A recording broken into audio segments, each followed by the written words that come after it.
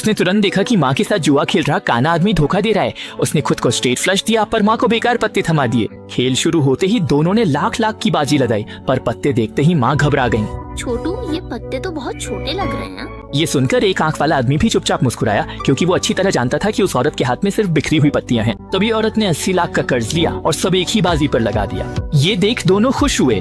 उन्हें लगा कि कोई बड़ा बेवकूफ मिल गया है। वे अनजान थे कि ये लड़की की चाल थी। पिछली जिंदगी में वो जुए का भगवान और माहिर खिलाड़ी था जो 3 दिन पहले इस लड़के के शरीर में आ गया। बुरी बात ये थी कि लड़के के जन्म लेते ही वो जुए में डूब गया। उसके पिता ने एक रात में 80 लाख हारे और भारी कर्ज हो गया। और लड़का समझ गया उसके पिता के साथ चाल चली गई है। तुरंत उसने तय किया कि अब वो चालाकी से जुआ खेलेगा और उसने अपने माता पिता को रोक लिया। पापा, हमें जुआ जारी रखना है। माता पिता हैरान रह गए पर लड़के ने 100 रुपए निकाल कर कहा कि वो हार को जीत में बदल सकता है। माँ पहले साथ नहीं देना चाहती थी पर सोचा कि 100 रुपए हारने से लड़का सबक सीखकर बुरी आदतों से बच जाएगा।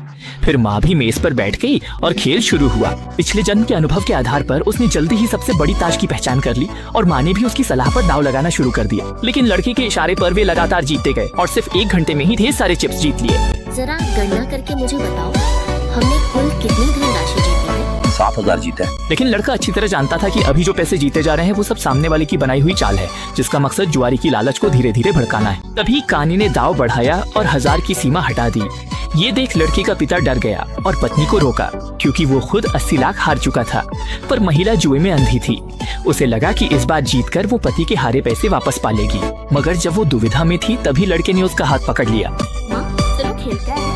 क्या कहा?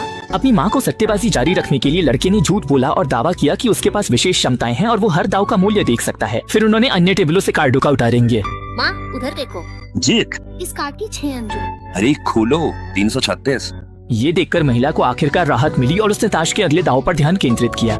ये देख काणे व्यक्ति को वो पागल लगी और उसने जाल बिछाना शुरू किया।